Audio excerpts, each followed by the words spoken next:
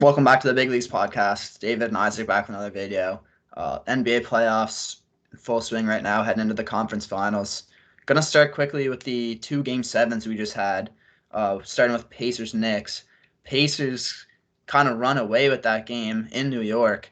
I wasn't quite expecting that, to be honest, but the Knicks were just so banged up. They had that tough round one series with Philly, and Thibodeau was playing the players like 48 minutes a game, which I can't say I'm surprised that they broke down. Just so obviously Randall was hurt going in, but Brunson was banged up. OG, Josh Hart, Mitchell Robinson, Bogdanovich, all banged up in that series. Tough to win when that's the case. What did you think of that?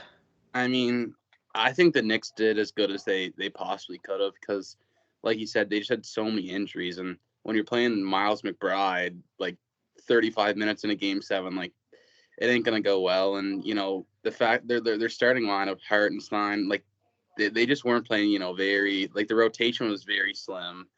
But to be honest, they got unlucky. OG got hurt, and in Game 7, Brunson, I don't think he returned. I think he missed the whole fourth quarter with the forearm injury, and like you said, lost Randall. So I think for the Knicks, not much you can do when you're basically whole starting fives Yeah. hurt, and the Pacers. Honestly, I think I kind of expected a little more from the Pacers because you think that maybe they'd take advantage a little sooner that the Knicks are so banged up, and the Pacers honestly do have a deep rotation. So I was honestly surprised they made it a game seven, but I think you honestly just got to give credit to Thibodeau and Brunson for keeping that a series when they're so hurt. To be honest.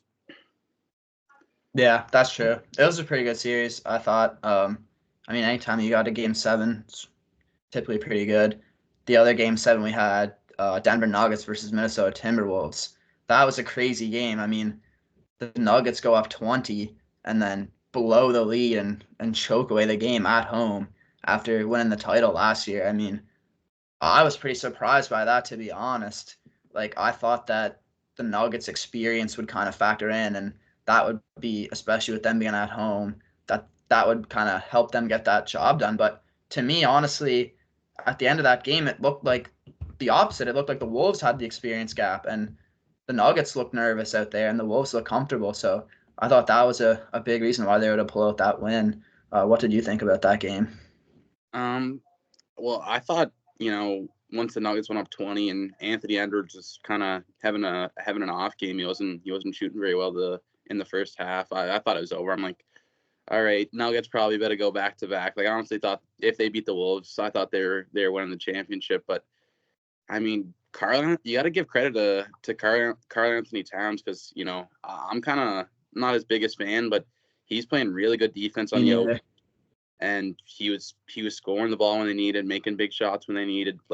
He was kind of doing all the things he gets criticized for, kind of hustling and playing good defense, and he kind of stepped it up. So he gained a little respect for me there, and I honestly just think kind of everything went right for the Wolves in the second half because Yeah. they just weren't missing open looks, and Mike Conley Yeah. made it like a pump fake under a guy three, and Gobert had a turnaround mid Yeah. range, just stuff that Yeah, I remember saying that during the game.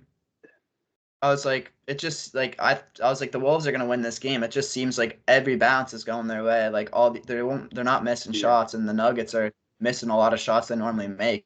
yeah, it was just pretty crazy series if you think about it, because everybody kind of was shocked when Wolves go up 2-0, take two in Denver.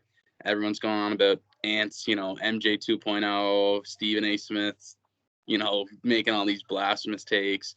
Then Denver they win three straight, make it 3-2, and everybody's like, all right, Nuggets are unbeatable. They're going back to back.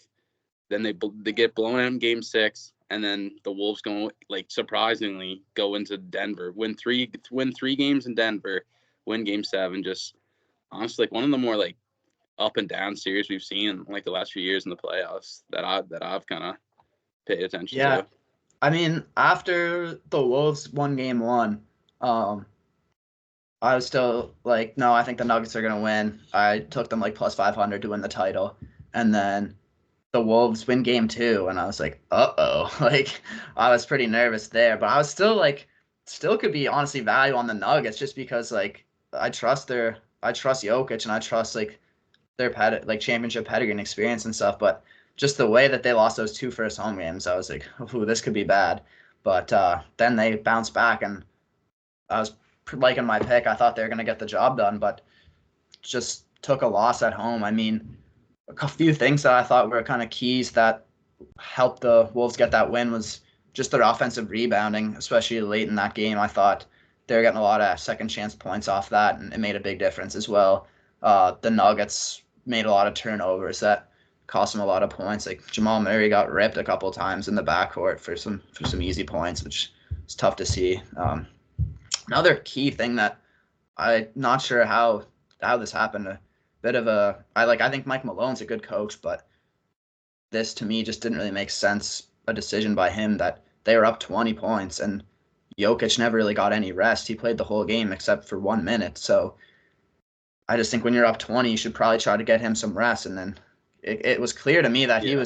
he was sucking wind towards the end of that game. He didn't have enough gas. I mean, he was out there the whole time and doing his best. But I just think if he could have got a little wind at some point, especially when you're up 20 points, I think that could have been a difference in the game. Yeah, well, we were kind of talking about this earlier, just me and Cal, who's, known Jokic Glazer. He was going on about how, you know, that they couldn't really go to like DeAndre Jordan for Jokic because they didn't really have a good backup big, and they try to run Aaron Gordon kind of at the five when Jokic would rest, and then I'm pretty sure he was in foul trouble in Game 7. So I think kind of they just like their bench. I thought that was the problem for Denver going into the playoffs too, is that their bench just wasn't it, and I think it came to hurt them here. Like I think if they have a good backup big when you're up 20, you let Jokic sit 5 minutes, 6 minutes, make sure that he's going to be, rested for the fourth quarter when it really matters, and just didn't happen. But I mean, I still think that like give DeAndre Jordan 2 or 3 minutes, like at least try to give you because I do Jokic, think like, that's a good point that, you know what, they didn't really have anyone really reliable to go to when you're in a game 7. So I do see that does make sense. But at the same time, even if you could have given him 2 minutes a win, I think that could have made a big difference. yeah, We can go back over to the East now for the semifinal or the conference finals. Celtics versus Pacers. Celtics heavy favorites, minus 900 favorites versus plus 600 Pacers. I mean, could be a little value on the Pacers to be honest. I mean, the Kristaps Porzingis out game 1 and game 2 could come back after that, but who knows? I mean, sometimes too maybe it's favorable for them to say, oh yeah, like he could be coming back just to kind of keep the Pacers guessing, but um, I just don't think the Celtics are the same team without Porzingis. Still really good. Still got the job done so far. What's your thoughts on this series? like I hate it. Like I think the Celtics are getting the easiest, trip to the finals like we've ever seen, to be honest. Like Yeah, probably. they got just banged up Heat, no Jimmy, like so that's just that's a freebie. And then banged up Cavs, no Donovan Mitchell in the games where it matters. Jared Allen, I believe, only played game 1 and a bit of game 2. Like too pretty. Like if they don't win that, And no Giannis and no Embiid, no yeah. healthy Embiid really either. So the whole East was just kind of diluted this year. And like now, I mean, I just after kind of watching the Pacers struggle to get by the Knicks, I don't know if I can see a way where they beat the Celtics even without Porzingis. Like Al Horford's like in the playoffs, he's reliable. Like what you're kind of you're getting good Yeah. floor space and good defense, good rebounding. Like I like what It's Al just Horford. tough when he's so old. It's hard to Yeah, rely on him so much as that prominent big man. And I mean, they've got away with it so far. I think I would like if you put a gun to my head, I'd pick the Sixers. But I don't know, man. I'm saying it now. Don't be surprised if the Pacers get this win. I really like their roster. They're fast. They can run the floor. They got depth. The Celtics don't have as much depth. They got a lot of tie-in players up front, but especially with no Porzingis, they're not the same team. And I think the Pacers might be able to expose that. yeah. I mean, I think kind of if the Pacers are going to win this, I think we need to see Halliburton step up and kind of get back to his, like mid-season, like play-in tournament, not play-in tournament, in-season tournament form, Yeah. like we're kind of putting up 30 and 15 and, like putting them on his back. But because Yeah. Siakam's been reliable, like he's been doing his thing. And he's And like, got some championship yeah, he experience. does. And I like, I've always been a fan of Miles Turner. I think kind Me of, too. I think, Underrated, in my yeah, opinion. like I think rim protection and being able to space the floor is like huge in the playoffs. And Yeah. especially if there's no Porzingis, like I don't know, could be trouble for the Celtics. But I think I'd still take them without Porzingis. I'd say 6 games, but with them, Mm. still maybe 6 games, 5 games. Like I don't know, but if Indiana can get it to a game 7, like anything can happen. Like the Yeah. Celtics would definitely be feeling the pressure a lot because it's championship or bust for them this year. Yeah. I mean, this year they split games 2-2 for the season series. And I was watching that in-season tournament game between the Pacers and the Celtics where the Pacers won and Tyrese Halliburton finished 26, 10, and 13, the triple-double. Just absolutely took over down the stretch and just won them that game. So I don't know, maybe he's feeling himself in that matchup and can take them to the next level. But at the same time, they got Derek White, they got Drew Holiday, two of the best defensive guards in the Yeah, league. So if they can shut him down. I think this will be a big Siakam series. He's going to have, if the Pacers want to make any noise in that series, he's going to have to be big for them. yeah. I mean, I agree. I think it's going to come down to it's going to come down to Halliburton, Siakam, and if the role players can do their job, because Halliburton's got a really tough matchup against Holiday and Derek White. Like one of them's going to be on him basically the whole series. So, but I think Siakam, like when him and Tatum have gone up, like because Tatum would probably guard him. Like I think that's a decent matchup for Siakam. He could probably have a few big games, but I don't know if they'll be able to stop Boston's star power. Like it's Yeah. gonna be hard. Yeah. No. Um, I definitely agree with that. Um, Celtics are like still favored to win, but like the whole championship they're favored. Yeah. But I think they're gonna be facing a lot of pressure, to be honest. I mean, if they don't get out of the East this year with how easy the path was and all the moves they made and the great season they had, definitely be a huge disappointment. I'd be curious to see what changes they make at that point. But that's Yeah. kind of something we could get to if the time comes. And then, like looking over at the West Conference Finals too, this should be a good series. Timberwolves versus Mavericks. Timberwolves are slight favorites at -180. Dallas plus 150. I mean, Wolves, I feel like are definitely rightfully favored after winning that series against the defending champs. They got that great defense. What do you think happens in this series? This is close for me to be honest, because I mean, if you look at Dallas' roster, besides Luke and Kyrie, like no one really kind of shines on paper. But the way they played against OKC, some of the role players like Derrick Jones PJ Jr., Washington. PJ Washington, like Yeah, they've been giving them the best they can. Like if Luke and Kyrie get solid role player play, like I think they'll probably win the championship. But will it stay to this level is kind of the question. And they're going up against the best defensive team all year in Minnesota. And I mean, I think it's gonna be tough for them because I don't really know who they'll have on Anthony Edwards, and you know, their big men and paint protection's always been in question. Now they got to go against kind of two inside bigs, or not really inside bigs, but two bigger guys and Cat and Gobert who kind of like yeah, to live on the offensive glass. So I think it's going to be tough for them, but I mean, I think I lean like Minnesota in 7. I think it's yeah. going 7, to be honest. I think it's really close for me. What do you got it? I would probably go either, honestly, Timberwolves in 6 or either or in 7 is kind of my thoughts. Um, I think the Timberwolves defense is kind of gonna really make the difference. I mean, they got Jaden McDaniels that they can throw at Luca or whoever to try to slow him down as much as possible, and he has been kind of dealing with that injury. So who knows where he's at with that? I mean, it was he was good enough that they could win that series against OKC. And I was really impressed, like we said, with a lot of the role players, like PJ Washington exploding for some 30-point games. Daniel Gafford, honestly, I was really impressed with him. I mean, a lot of teams that could have had him at the deadline probably kicking themselves. OKC is one of them. I mean, he was really impressive to me. So if a lot of guys can step up, I mean, I definitely don't want to count out the Mavericks. They got such star power with Luka and Kyrie that you never want to count them out.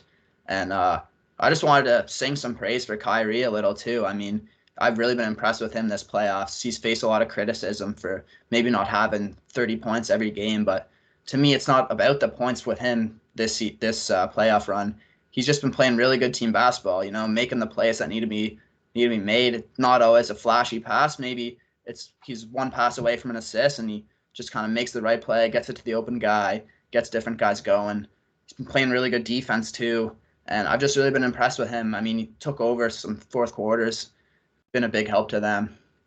Yeah, I think I've seen too, like you saw on the press conference, Luke was kind of talking about how Kyrie had like a big speech. I think he's kind of really maturing, stepping into kind of a leadership role, because he's really the only guy on that team who's been to the championship, like been there, done that. And I think a lot of people kind of don't give Kyrie praise for being like a mature player, and they think he's got his antics, kind of like what happened in Brooklyn. But I've been impressed kind of just the level of maturity he's shown, and obviously he's a great player, and like I think it's really valuable having him like down the stretch, because I think he's one of the clutchest players in the league. So yeah, I mean, he's won championships. Yeah. So that experience definitely paying off. I mean, that's a guy that I think people would listen to. He's a pretty well respected player in the league.